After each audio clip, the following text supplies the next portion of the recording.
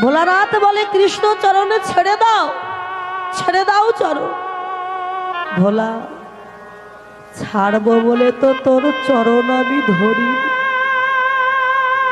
আমি চেয়েছিলাম এই তোর মতো ভক্তি দুটি চরণ আমি সেবা করব, কিন্তু আমার ভাগ্যটা কত ভালো দেখ, আরে কুকুর রূপ ধারণ করে এখন হয়েছে তোর চারটে চরণ। তোর চারটে চরণ সেবা করবার সুযোগ আমায় করে দিলি ভোল।